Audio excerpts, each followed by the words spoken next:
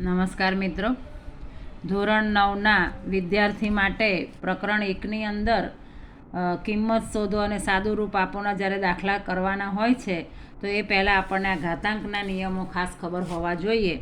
તો એ દર્શાવતો આ વિડીયો છે. સૌથી પહેલાં આપણે સમજીએ.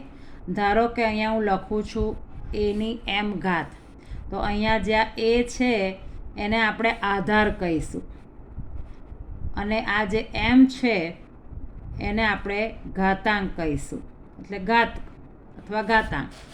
તો આ આધાર અને આ ઘાતાંક. તો આપણે ઘાતાંકનો પહેલો નિયમ જોઈએ કે એની m ઘાત અને એની n ઘાત. હવે અહીંયા બંનેના આધાર સરખા છે.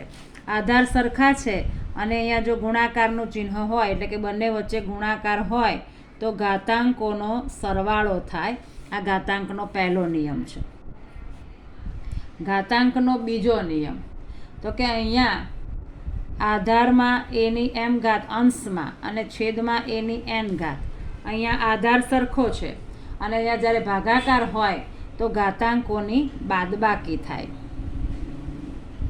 અહીંયા m ગ્રેટર ધેન n, એટલે કે ધારો કે આ 5 હોય ને આ 2 હોય તો 5 એ મોટી સંખ્યા છે એટલે અહીંયા ઉપર m ગ્રેટર ધેન n હોય તો અંશમાં બાદબાકી થાય.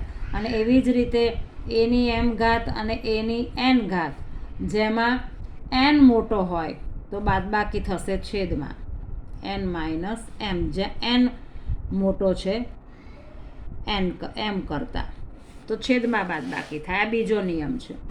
ઘાતાંકનો ત્રીજો નિયમ છે કે જેમાં આ એની m ઘાત અને એના કૌંસની બહાર n ઘાત હોય તો આ બંને ઘાતાંકોનો ગુણાકાર થાય, એટલે કે એની m n ઘાત બંનેનો ગુણાકાર થાય. ઘાતાંકનો ચોથો નિયમ છે કે એ બી અને એની બાર m ઘાત. અહીંયા આ કૌંસની બાર m ઘાત હોય તો આ m ઘાત આ એને પણ લાગે અને m ઘાત આ બીને પણ લાગે, એટલે કે એની m ઘાત અને બીની પણ m ઘાત. અને ઘાતાંકનો પાંચમો નિયમ છે કે એના છેદમાં બી અને એની m ઘાત.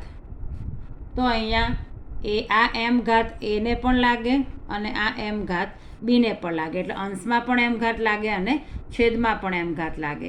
એટલે આ રીતે આ ઘાતાંકના 5 નિયમો છે. આ નિયમો જો આપણને ખબર હોય તો આપણે સ્વાધ્યાય 1.5ના દાખલા સરળતાથી કરી શકાય.